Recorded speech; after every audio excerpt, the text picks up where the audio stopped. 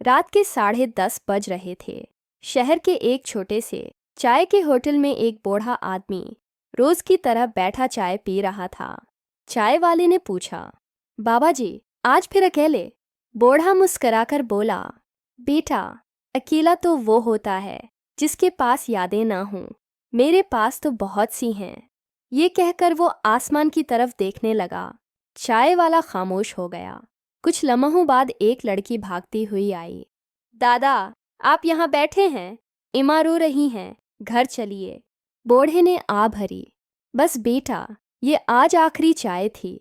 तुम्हारी दादी के साथ वादा किया था, जब तक इसकी याद आएगी चाय ज़रूर पीऊँगा। आज आखिरी घूंट के साथ शायद वो याद भी खत्म हो जाए।